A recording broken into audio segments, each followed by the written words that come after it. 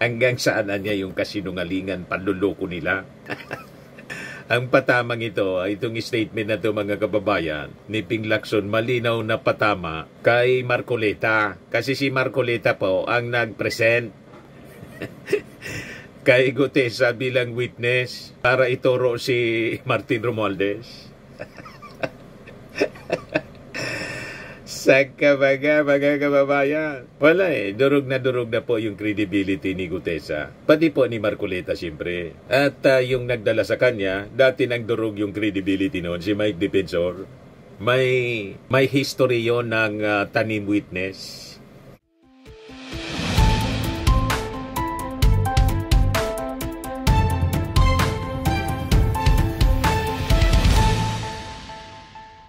Hello po mga kababayan, si Dante Maravillas. Ano na Marcoleta? Nasa na si Gutesa?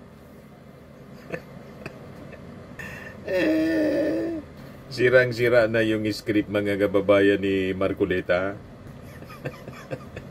Sa gayon nagdala sa kanya ng testigo na si Mike Defensor, nagkakabol-bol sa mga interviews na ginagawa ng mainstream media. Nasa poder daw ng Marines. Sabi ng Marines, wala man na niya sa amin, ever since niya, hindi siya niya kinupkop ng Marines. Di ba, mga kababayan? Kaya sabi dito, si Ping Lacson, dudang-duda na sa credibility ng witness na nagkanta kay Romualdez at Saldico. Lacson duda sa kredibilidad ng witness na nagkanta kay Speaker Martin Romualdez at Saldico. Ibinahagi ng senador ang kanyang pagdududa sa kredibilidad ng witness na nagkanta kay dating House Speaker Martin Romualdez at dating Ako Bicol Party List Representative Saldico. Sa kanyang pahayag, sinabi ni Lacson na hindi naman pala binabantayan ng mga retiradong miyembro ng Philippine Marines ang witness na si Orly Gutesa as per verification made with the Marine Commandant Major General Vince Blanco through fellow Cavaliers. Gutesa is not and has never been under their custody. Sunog na sunog ang kwento mga kababayan ni Mike Defensor. Sabi ni Mike Defensor sa interview ng mainstream media, currently niya nasa Philippine Marines compound siya. Sabi ng Philippine Navy, si Gutesa niya is not under the protection of the Philippine Marine Corps. Kaya sabi ni Ping Lacson, Gutesa is not and has never been under their custody. How much more fakery can we take? Sabi ni Ping Lacson, hanggang saan paaabot ang panluloko? Senate President Pro Tempore Ping Lacson on Thursday called out what he described as another fake claim. This time, the allegation that Orly Gutesa is under the custody of Philippine Marines. Sa kanyang statement, sinabi ni Lacson na verification with Marine Commandant Major General Vincent Blanco Anya confirmed that Gutesa is not and has never been under their custody, contrary to the statement of former Congressman Mike Defensor. Hanggang saan na niya yung kasinungalingan, panluloko nila. Ang patamang ito, itong statement na ito mga kababayan, ni Ping Lacson, malinaw na patama kay Marcoleta. Kasi si Marcoleta po ang nag-present kay Gutesa bilang witness para ituro si Martin Romualdez. Saka mga kababayan. Wala durog na po yung credibility ni Gutesa. Pati po ni Marcoleta siyempre. At yung nagdala sa kanya, dati nang durog yung credibility noon, si Mike Defensor. May history yon ng tanim witness. Si Ador Mawanay, mga kababayan, remember? Kaya kahit na po si Maring Winnie po, unsod, duda. Kasi kung sila po may background na ng panluloko, anong rason? May history na ng panluloko po. Anong rason na paniwalaan mo yung mga kwento nila? Di ba? Lalot yung affidavit po, malinaw na panluloko kasi fake yung notaryo.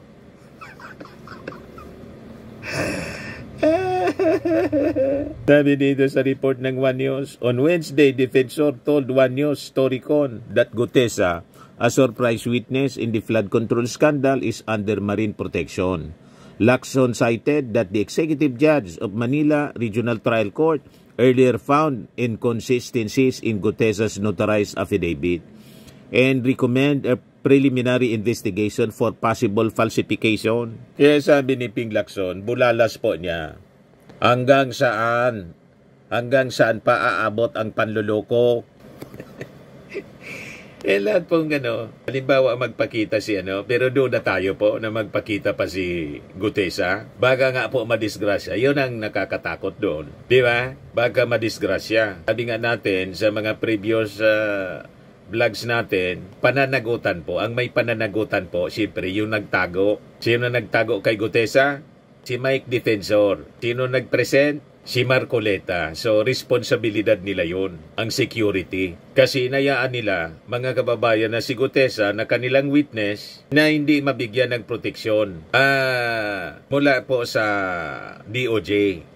Nag-offer po yung DOJ ng proteksyon. Ayaw ni Gutesa. Sabi naman po ni Mike Defensor sa interview po kahapon, nabigla daw siya kung bakit nag-refuse.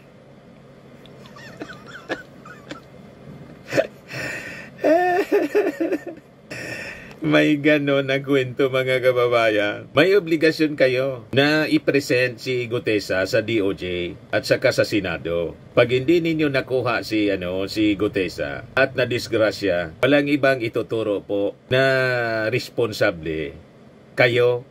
Di ba? So makikita ninyo, mga kababayan, yung takbo ng kwento. Nakakatawa, pero sa totoo lang nakakaalarma. Kasi pilit na sinasali ni Marcoleta at saka ni Mike Defensor si Congressman Martin Romualdez po sa issue ng flood control scam.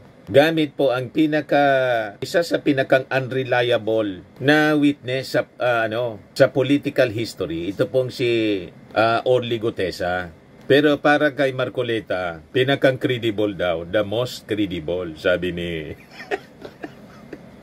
Paano naging credible, sabi nga natin? Most credible witness, sabi ni Marcoleta. Kaya sabi natin sa post sa Facebook, paano naging most credible ang fake notary? Maniwala pa akong most credible yung piloka at kulubot nyo. Yun talagang walang duda, authentic, credible. Yung piloka at kulubot, pero yung testigo po ninyo, peke yung notaryo.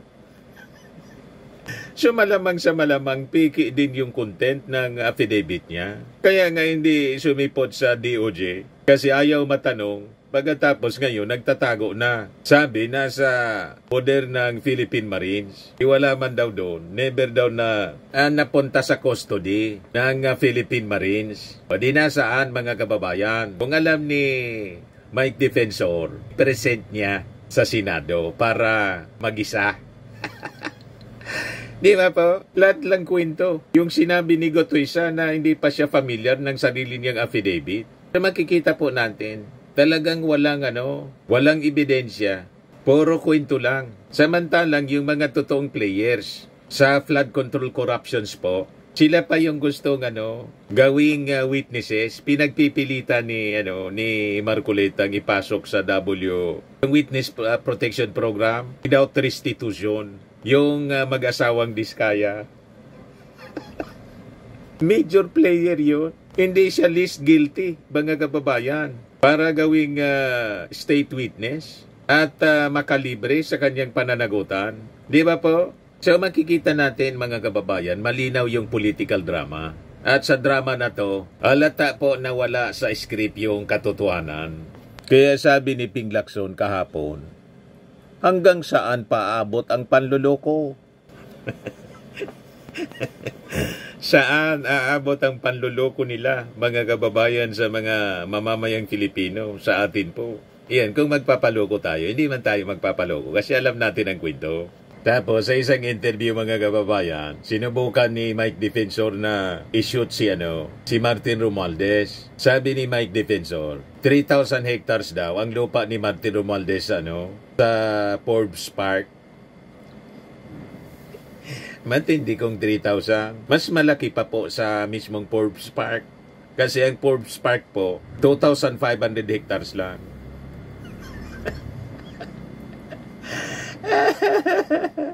O, diba, mga kababayan? Nagkakabol-bol ang mga statement ni Mike Defensor sa kasinungalingan. Ngayon, going back sa nawawalang si Gutesa, mga kababayan, ang tanong, kung talaga pong may ebidensya si Gutesa na magdidiin kay Martin Romualdez, bakit until now walang magamit si Marcoleta at sino mang mga DDS senators? Ayan ang tanong. Paligtad nga po eh. Kasi base sa mga ebidensya, nakatutok po doon, mga kababayan, sa mga kalyado nilang senador tulad ni Jingo Estrada. Kaya ni-recommend na po ng ICI ang pag-file ng kaso sa ombudsman. Si Jingoy, si Villanueva, at malamang si Bongo sa mga susunod na araw, mga kababayan. Kasi di ba, tumiba yung pamilya Diskaya ng kontrata 2016. Inamin mismo yon ni Sara Diskaya na pagtatanong ni Bato. At yung CLTG Builders, construction company na pag-ari ng tatay ni Bongo, pati yung sa kanyang kapatid, Alfredo Builders, kasama po sa pumorner ng bilyon-bilyong kontrata. At napag-alaman, mga kababayan, sa investigasyon na yung CLTG nakipag-partner sa construction companies ni Sara Diskaya. Pero siyempre, hugas kamay po si Bongo. Diba po? Isabi ni Boying Rimulya, Ombudsman Boying Rimulya, sa tingin niya daw, pinoproteksyonan ng mga Diskaya si Senador Bongo. You see, nandun, mga kababayan, nakatutok ang ebidensya. O ngayon, dahil sa nalalapit po na pag-resume ng investigasyon ng committee, Senate Blue Ribbon Committee, na ang sabi, 100% na si Ping Lacson ang babalik na chairman at iimbitahin po si Gutesa. Lalabas pa kaya, mga kababayan, si Gutesa o tuluyan ng magdi-disappear? May mga katanungan nga din, mga kababayan, na buhay pa kaya si Gutesa? Kasi may sinasabi si Mike Defensor. Sabi ni Mike Defensor, noong October 29, mayroon ngang nahuli yung mga Marines na parang umaaligid kay Gutesa. Nasa record nila, hindi ko alam kung papatayin siya o intel lang yon. Sagot, mga kababayan, ni Captain Marisa Martinez, spokesperson ng Philippine Navy, these are unverified information and these are speculative statements. Yan yung report ng News 5 po. Unverified, speculative.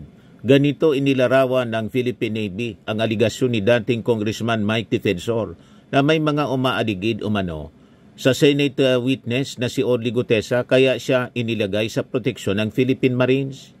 Nauna nang pinabulaanan ng Philippine Navy ang ibinahaging impormasyon ng dating kongresista na protektado ng Marines si Gutesa. Kaya peligroso po, baka patahimikin ng tuluyan si Gutesa kasi nabulgar yung kanyang kasinungalingan. Yung affidavit niya, fake, yung notaryo, hindi niya kayang panindigan yon. Yan sabi dito sa report ng ANC, Mike Defensor under fire over claim flood control witness is in Marines custody. Pakinggan natin yung report ng ANC, mga kababayan. Ex-Philippine Congressman Mike Defensor gets flack for claiming a Senate witness to flood control corruption is in the custody of the Philippine Marines. But the actual whereabouts of the witness, retired Marine Sergeant Orly Gutesa, remain unknown. Harleen Delgado reports.